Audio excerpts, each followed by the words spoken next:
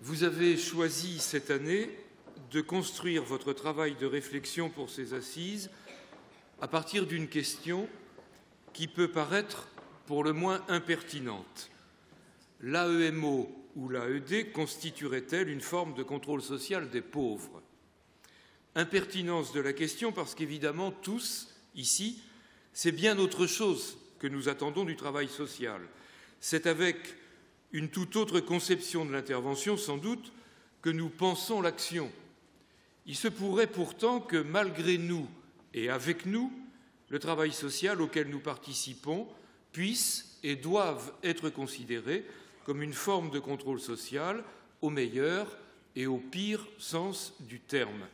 Ne pas le voir, ne pas l'analyser, serait alors se condamner sans doute à s'enfermer dans cette situation, quelle que soit la manière dont on peut l'évaluer, la redouter, la détester peut-être.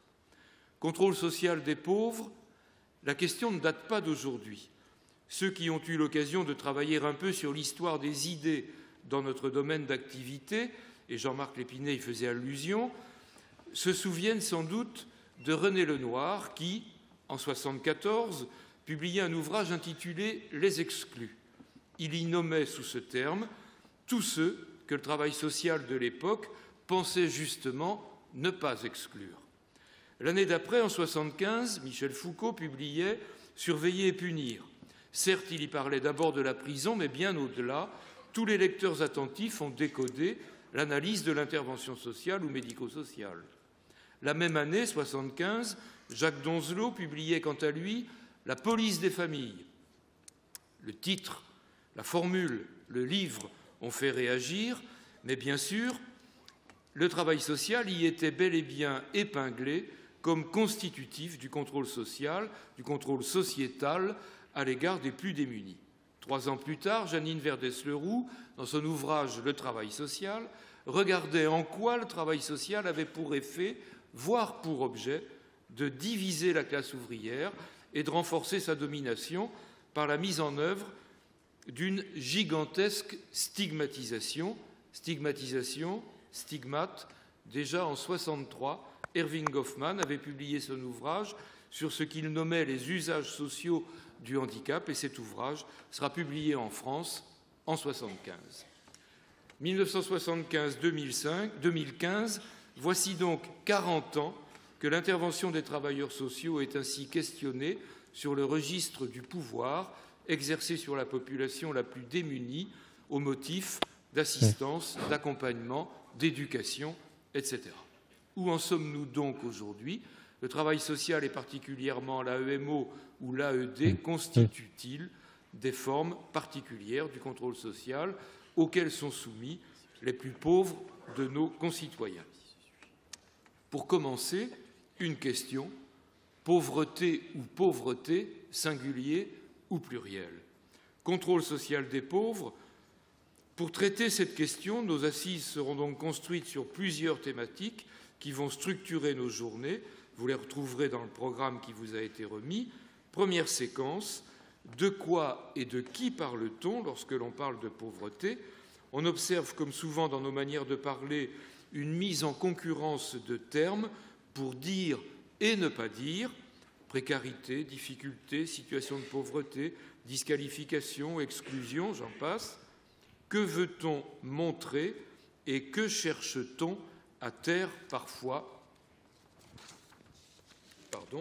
Existe-t-il diverses formes de pauvreté, diverses dynamiques qui y conduisent? Pour nous aider à préciser les choses et à définir les bases de notre travail, nous avons pour ce matin sollicité 2 intervenants. Après la pause, je donnerai la parole à Stéphane Corbin, mais pour l'instant, c'est M.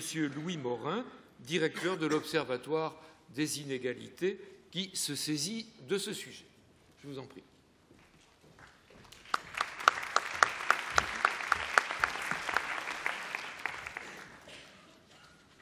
Bien, bonjour à toutes et à tous. Pour m'en saisir, encore faudrait-il que j'ai devant les yeux le PowerPoint que je suis censé vous présenter.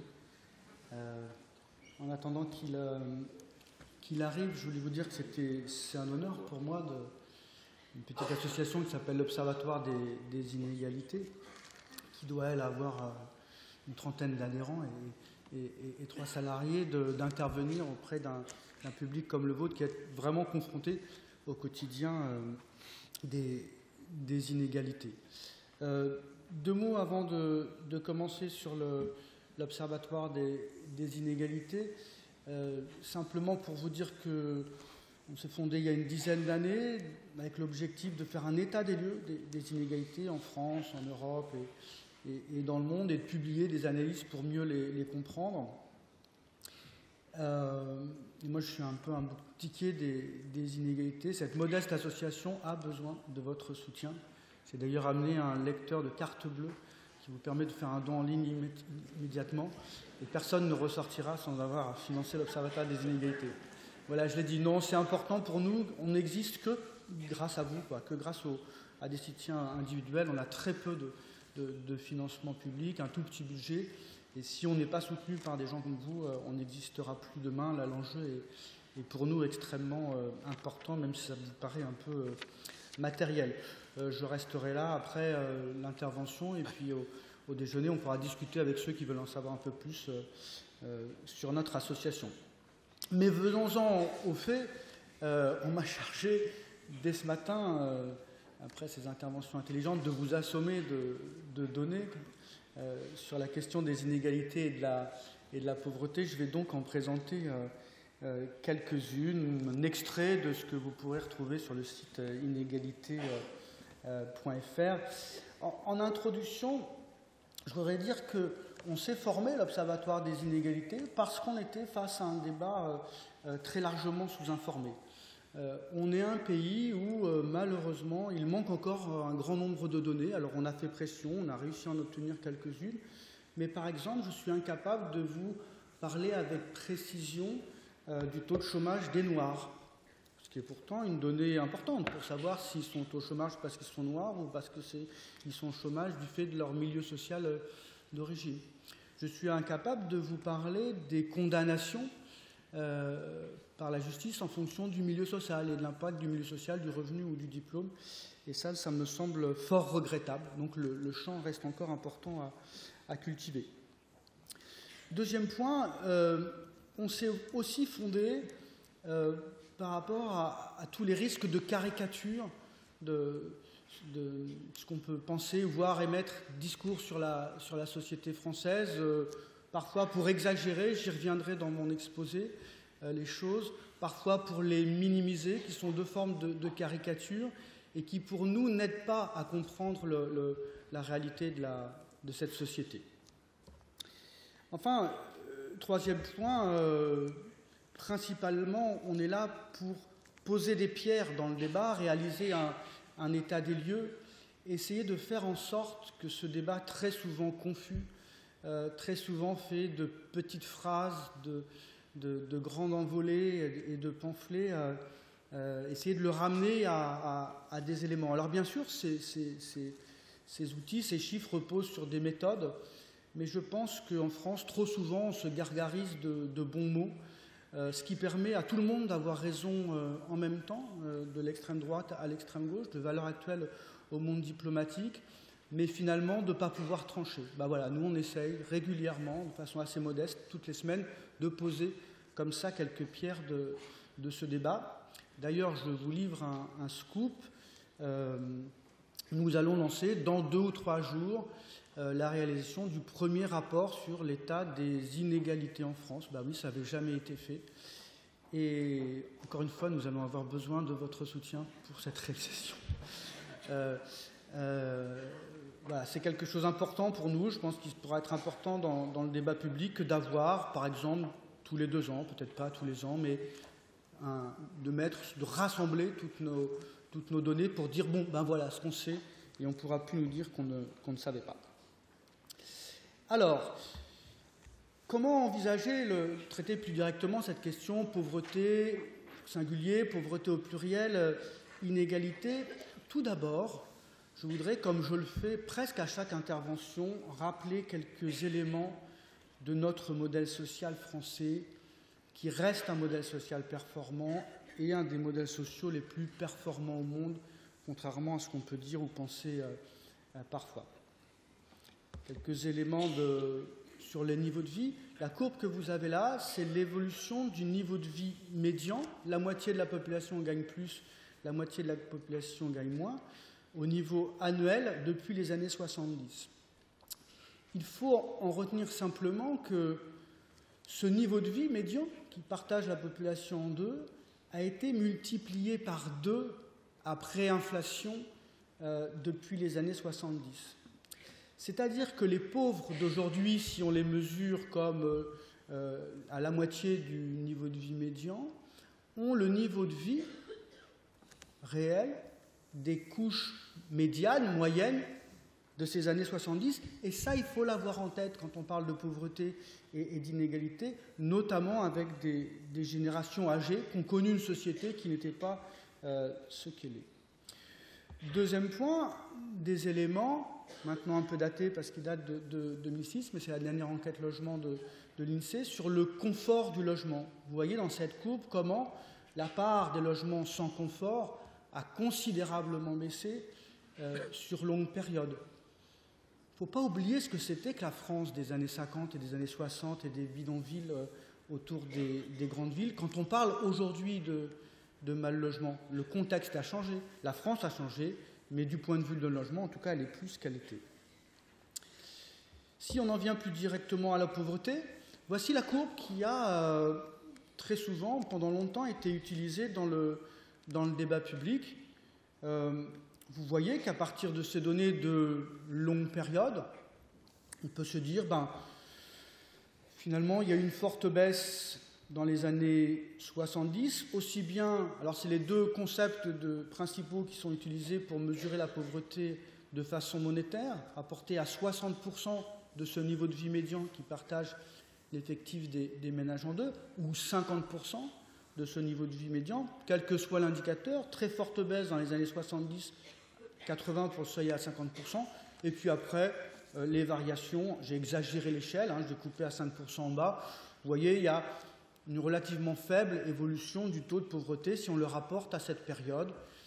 À partir de ça, pendant très longtemps, l'INSEE a tenu un discours en disant on ne voit pas réellement d'évolution de la pauvreté et des inégalités dans notre pays. Si on essaye de faire un peu de comparaison internationale par rapport aux autres pays, et là en particulier en Europe, on s'aperçoit que la France, et ça je le dis toujours, il faut le répéter, est l'un des pays en Europe, donc au monde, qui compte la part la plus faible de pauvres. Les seuls deux pays qui font vraiment mieux sont la Norvège et les Pays-Bas. Pour les autres, la marge d'erreur est quand même assez importante sur ces données, mais on fait aussi bien que la Suède, quasiment aussi bien que le Danemark ou que la Belgique, avec une population, une histoire migratoire, un passé industriel qui n'a pas grand-chose à voir avec celui de la Norvège ou des Pays-Bas. Il faut bien le dire et le répéter, on est un des pays au monde où le taux de pauvreté est le plus faible. Alors finalement, à partir de tout ça, en général, les gens me regardent en écarquillant les yeux en disant « Mais pourquoi ce type-là fait-il un observatoire des inégalités s'il pense que tout va bien et tout va pour le mieux ?» On va voir que c'est quand même un petit peu plus compliqué, j'y reviendrai, mais finalement, de quoi se plaint-on ? Parfois, mon sentiment est que la critique du modèle social français, que nous, on porte à l'Observatoire des inégalités, est de plus en plus souvent colporte des arrière-pensées. Finalement, en dramatisant, en exagérant le nombre de pauvres, c'est très bien, parce qu'on peut dire, voyez, c'est valable aussi pour ce qui se passe à l'école, vous voyez comment le système français dysfonctionne, alors qu'on dépense beaucoup par rapport à d'autres pays, et donc abandonnons ce modèle social pour un modèle social qui serait encore moins favorable finalement pour les pauvres. Vous voyez le risque, et moi je mesure très bien le risque qu'un organisme comme l'Observatoire des inégalités, mais aussi des associations caritatives notamment, peuvent faire porter l'effet pervers qu'il peut y avoir si on ne réaffirme pas la qualité de ce modèle social de prime. Deuxièmement, un sujet qui doit vous intéresser et sur lequel nous on réfléchit et sur lequel on doit avancer davantage. Mais il y a un autre risque qui est celui, et notamment quand on s'adresse à des jeunes, finalement, de faire intérioriser ces difficultés. Je m'explique. D'une certaine façon, à force de répéter aux jeunes qu'il y a des millions de pauvres et des millions de chômeurs, qu'est-ce qu'on leur explique? On leur explique que finalement, ils doivent se contenter du peu qu'ils peuvent avoir une fois rentrés dans l'emploi. C'est très bien un emploi de caissière payé 500 € à temps partiel, puisqu'il y a des millions de chômeurs. Et vous voyez que là aussi, le discours sur la critique sociale peut être complètement retourné, avoir un effet pervers envers cette jeunesse notamment, mais aussi plus largement, avoir un effet de restriction des ambitions, des espoirs et tout ce qu'on veut par rapport à notre société. Ça, c'est pour moi un danger qui me semble extrêmement important et sur lequel on devrait travailler sans doute davantage. Enfin, je pense que c'est important, d'un point de vue intellectuel, d'un point de vue de la compréhension de nos sociétés, de faire un bilan complet, de dire les choses qui avancent, qui s'améliorent, et de dire les choses qui se détériorent, si on veut que ce travail de critique des inégalités de la pauvreté ait du sens, et si on veut être entendu. Bien entendu, je ne vais pas m'en arrêter là, j'ai encore un petit peu de temps.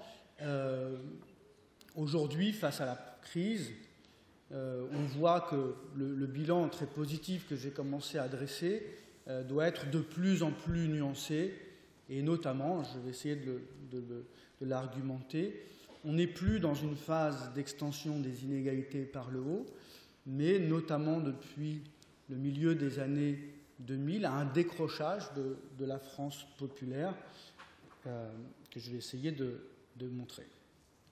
Les revenus de notre pays sont de moins en moins bien partagés.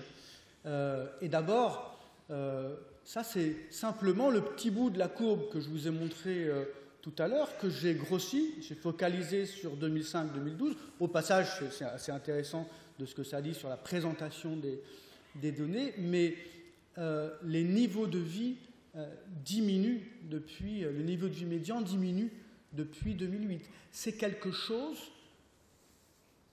qu'on ne connaît pas dans les statistiques des revenus.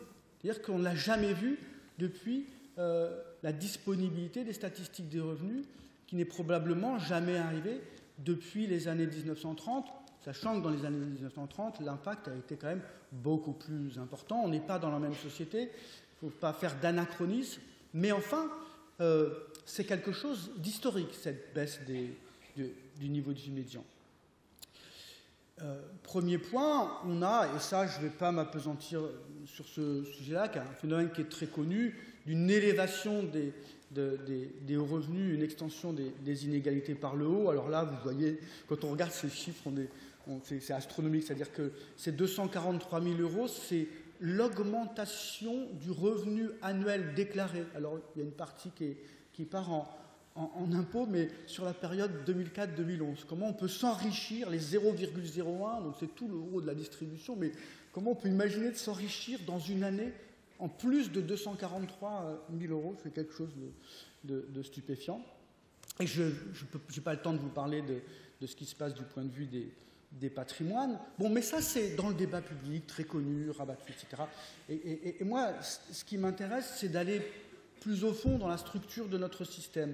Deuxième point, on a une augmentation des inégalités de revenus. Alors ça, c'est un indice qui est un petit peu compliqué, qui s'appelle l'indice de Gini, qui compare la situation de la distribution des revenus dans notre pays et une situation égalitaire. Ce qu'il faut retenir, c'est que s'il était au niveau de 1, ça serait une seule personne qui aurait toute la richesse et tous les autres rien du tout. S'il était à 0, on aurait une distribution totalement égalitaire des revenus.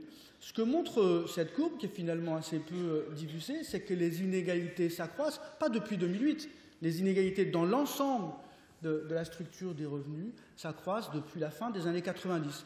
Alors parfois, dans les médias, vous avez des comparaisons, l'OCDE fait des comparaisons entre le milieu des années 80 et le milieu des années 2000.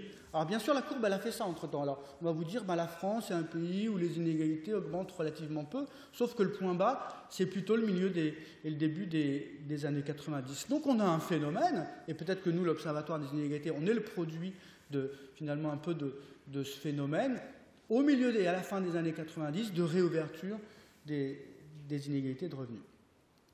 Enfin, ce qui me semble le plus marquant et qui marque notre société aujourd'hui, et on en entendra parler beaucoup dimanche soir, c'est qu'on, contrairement à un discours sur la crise du pouvoir d'achat, comme si le pouvoir d'achat c'était quelque chose qui s'appliquait, cette crise s'applique à tout le monde, la stagnation des revenus, c'est entièrement faux. C'est-à-dire qu'on a d'un côté des pauvres qui décrochent, ça c'est l'évolution de la variation du revenu annuel.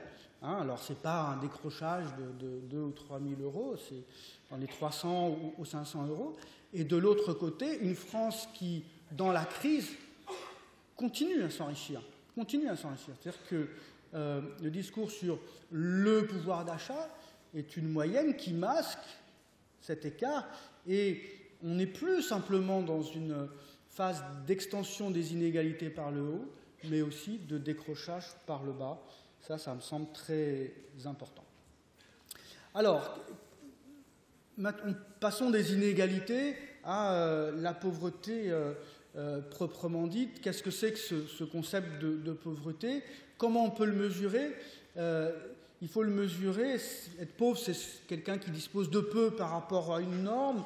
Il y a une notion de dignité, d'acceptabilité, de vie décente. Ce qu'il faut retenir, c'est que la pauvreté, la notion de pauvreté est toujours subjective par rapport à une norme, et que cette norme, les premiers chiffres que j'ai montrés, est le plus souvent monétaire, mais pas seulement. Il n'y a pas que la pauvreté monétaire, et il faudrait s'interroger, et nous, on le fait, on est porteur d'un débat sur ce sujet, sur qui décide de la norme, quel est le débat public autour de cette norme de pauvreté. Finalement, on peut voir la pauvreté comme ça, un concept général, et puis différentes dimensions de la pauvreté. Alors peut-être qu'on pourrait en rajouter d'autres. Là, par exemple, je n'ai pas parlé de la pauvreté par rapport à la santé ou par rapport aux pratiques culturelles et aux loisirs. Dieu sait si c'est pourtant important, c'est un résumé de la pauvreté. Qu'est-ce qu'on peut finalement, et je vais essayer d'explorer ces différentes dimensions de la pauvreté. D'abord, la pauvreté monétaire. Il faut comprendre que la norme en la matière, comme j'ai dit, est totalement subjective. Le plus souvent, quand on parle de pauvreté monétaire, on utilise le seuil de 60% du niveau de vie médian, qui est de 987 € par mois après prestations, etc., qui donne un taux d'environ 14% et qui nous amène à une population de 8,5 millions de pauvres.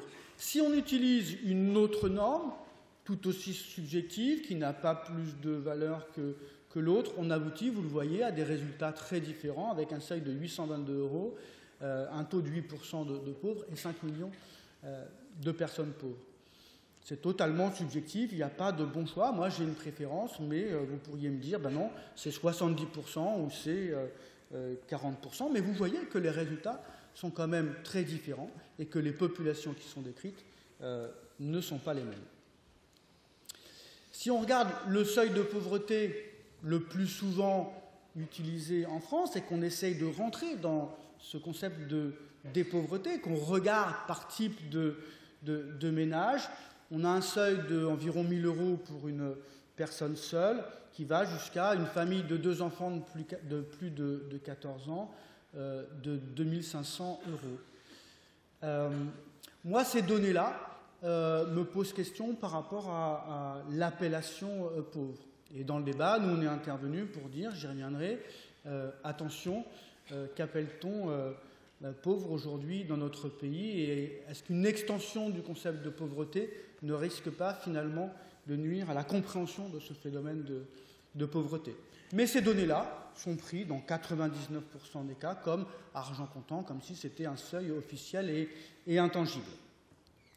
Quand on commence à avancer et qu'on regarde non plus, tout à l'heure je vous ai montré la même courbe, mais avec le taux de pauvreté et le nombre de pauvres, on commence à sentir qu'il se passe quelque chose dans notre société. Le nombre de pauvres, c'est quand même bien le nombre de personnes qui sont là et qui sont démunies. Et vous voyez que même sur longue période, finalement, la décennie des années 2000 commence à apparaître. Alors, je vais faire un coup de projecteur, un coup de zoom sur la période 2004-2012 en utilisant le seuil à 50%, donc le plus restrictif finalement de pauvreté.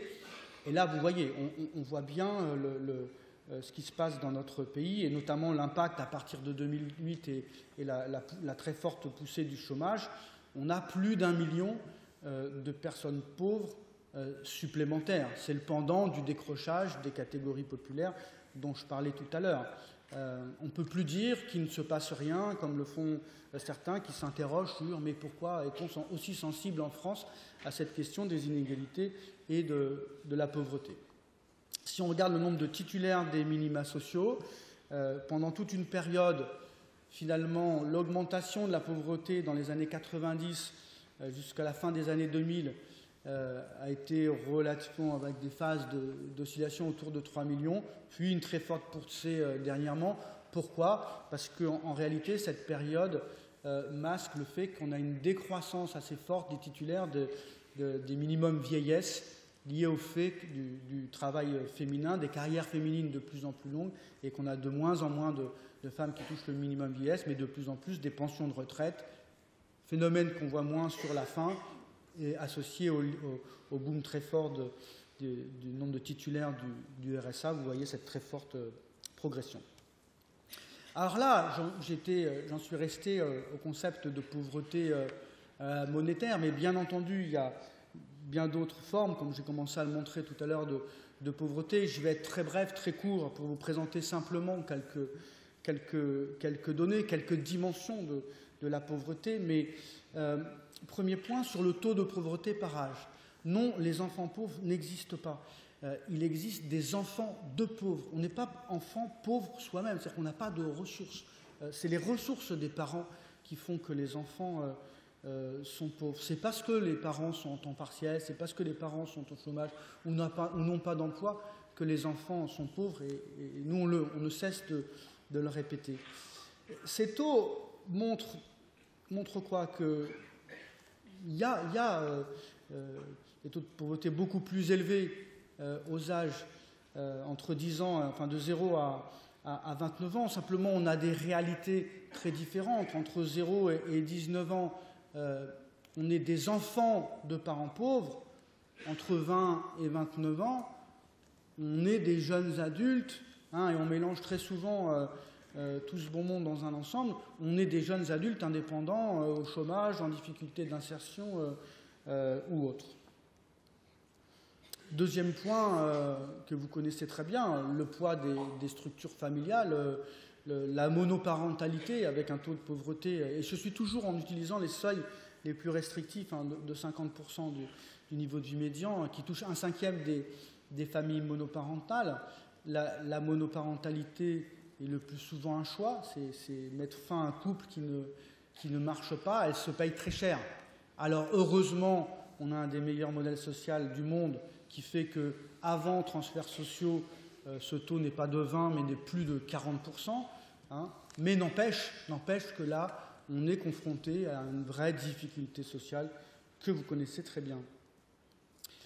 Bien entendu, la pauvreté, elle est principalement alimentée aujourd'hui par la montée du chômage, pareil, avec des taux de pauvreté supérieurs à 25% pour les chômeurs, et encore à l'intérieur de ces populations, il faudrait distinguer, mais on se retrouve avec des taux de pauvreté qui n'ont rien à voir entre les différents statuts d'emploi. On est un pays où le diplôme joue un rôle considérable, et suivant qu'on est armé de ce titre scolaire ou pas, on est face à des réalités sociales qui sont très différentes. Alors on a très souvent un discours médiatique sur le déclassement des jeunes diplômés, mais On est un pays où c'est malheur à ceux qui n'ont pas de diplôme, avec des taux de pauvreté 3 fois supérieurs pour les non-diplômés. Et je voulais vous montrer deux petites courbes qu'on ne voit pas souvent, qui mesurent l'impact du chômage en fonction du niveau de diplôme, qui me semble extrêmement intéressante au fond pour comprendre notre société aujourd'hui au cours des 10 dernières années. Vous voyez où passe la crise.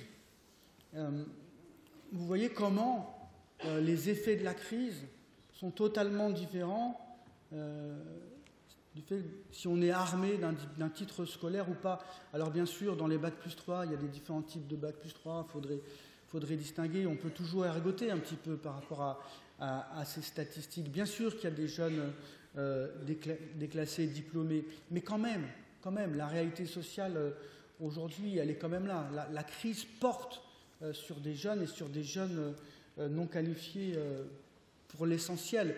Le fait de masquer cette fracture sociale, c'est quelque chose qui pèse dans les tensions qu'on connaît aujourd'hui. Au final, on se retrouve avec ça. Voilà comment se divise, en fonction des milieux sociaux, le nombre de personnes pauvres. On n'est plus dans des taux de pauvreté, mais dans une répartition de la population pauvre en fonction des milieux sociaux. Vous voyez, il n'y a pas grand-chose à commenter. 80% des personnes pauvres sont des employés et des ouvriers. C'est cette situation-là qu'on ne prend pas assez en compte aujourd'hui dans notre pays. Alors, sur les formes non monétaires, quelques éclairages. D'abord, c'est un peu le pendant de la courbe que j'ai montré tout à l'heure sur le logement. Ça, c'est la part de jeunes qui sortent avec au maximum le brevet, ce qu'on appelle les sortants précoces. La pauvreté, je ne sais pas trop comment on l'appelait, scolaire, culturelle, du diplôme a fortement baissé. Certes, les exigences du travail, du marché du travail sont augmentées, notamment avec le chômage, mais par rapport à un certain discours décliste sur le système scolaire français ne marche plus. En tout cas, il produit toujours plus de diplômés. Je voulais vous montrer aussi la répartition de la population adulte en fonction du diplôme. On est un pays où 14% de la population adulte, bien sûr, il y a des personnes âgées dans la population adulte, c'est malheureux, mais elles existent, qui étaient moins diplômées, 14% à un niveau de diplôme supérieur à Bac plus 2. Il me semble qu'on ne s'en rend pas forcément toujours compte dans le débat. Et en gros, les 2/3 ont au maximum le BEP. La population pauvre, ça pourrait être ces 28% de personnes qui n'ont aucun diplôme. On pourrait le définir comme ça, la population pauvre, d'un point de vue culturel. Il semble que ça aide à comprendre aussi la relation au discours médiatique et politique dans notre pays, que ce n'est pas assez souvent intégré. Alors, le cœur de la pauvreté éducative, scolaire, tout ce qu'on voudra, c'est peut-être ces populations illettrées. Populations illettrées qui sont les populations qui ne sont pas autonomes pour faire des démarches essentielles, mais qui ont été scolarisées en France. On n'inclut pas dans ces 2,5 millions de personnes les personnes qui n'ont pas été scolarisées en France. Il faudra probablement en rajouter 500 000 ou 1 million, qui touchent bien sûr davantage les populations âgées, par rapport ce que j'ai montré tout à l'heure sur l'évolution des données. Mais là, voilà, on a peut-être une autre façon de mesurer la pauvreté éducative dans notre pays. Sur la pauvreté, la précarité énergétique, la vulnérabilité énergétique, on a un indicateur qui est en fait pas très stable, qui pose un certain nombre de problèmes.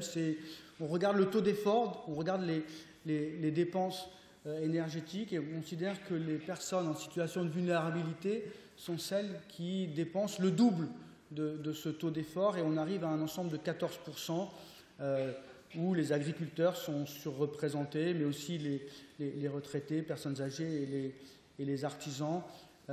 C'est un concept qui est quand même à relativiser. Il faudrait y voir un peu plus clair. La pauvreté pourrait aussi se mesurer en termes d'isolement, de relations sociales. Et là aussi, il faut être très très attentif, et un concept qui est lui aussi discutable, mais on pose la question, est-ce que vous vous sentez seul? Est-ce qu'il vous arrive parfois de vous sentir seul, isolé? On arrive à un taux de pauvreté relationnelle, si on peut l'appeler comme ça, de 5%. Si on considère les gens qui vivent en couple, si on ne considère pas les gens qui vivent en couple et les monoparents avec leurs enfants, et de 12% si on considère ces personnes-là. Il y a énormément de subjectivité dans cette question de l'isolement, et en tout cas, parfois des discours qui posent problème, de confusion entre vie en solo et isolement, qui sont deux notions qui n'ont absolument rien à voir. Enfin, on pourrait aussi s'interroger sur la notion de pauvreté, je dis par rapport à une trajectoire, pauvreté et précarité, pauvreté par rapport à la projection dans l'avenir. Et c'est clair que dans une période de crise de l'emploi, la question du lendemain, de pouvoir être capable de savoir ce qu'il en sera demain, est tout à fait essentielle pour comprendre la situation des personnes, et que par rapport à ça, le fait de disposer d'un statut d'emploi est essentiel. Je vous ai mis sur la courbe de la précarité, CDD, intérim, rapporté à l'emploi total global, et celle des jeunes. Bon, ben, il n'y a pas photo, vous avez tout de suite compris sur qui porte cette précarité par rapport à l'avenir. Et les études récentes de l'INSEE montrent très bien que, contrairement à une idée reçue sur la précarité, le monde du travail est précarisé dans son ensemble, est faux. C'est-à-dire que l'ancienneté moyenne dans l'emploi s'allonge, hein, les gens qui sont dans l'emploi s'accrochent, et il y a une minorité de jeunes qui tournent sur des emplois précaires, et la durée d'intégration dans un monde stable, donc de la pauvreté, du statut à la richesse, pas si la richesse, mais en tout cas, l'inclusion sociale à long terme prend de plus en plus de temps. Malgré tout, le fait d'être pauvre, quand je vous dis les pauvres, on a passé de temps à temps de pauvres, on parle de populations qui peuvent être différentes. La pauvreté, on s'en sort. C'est-à-dire que vous avez ici 3 graphiques qui observent pour les populations pauvres, les populations modestes et les supérieurs. Alors pauvres, c'est au seuil de 60% du revenu médian. Les modestes, c'est au seuil de 40%, jusqu'au seuil de 40% les plus aisés. Et puis les supérieurs, c'est au-dessus des 40%. Et on regarde ce qu'ils sont devenus au cours de 3 années. On le prend en 2007 et puis on regarde 2008, 2009, 2010. Vous voyez que la moitié des pauvres sont restés pauvres.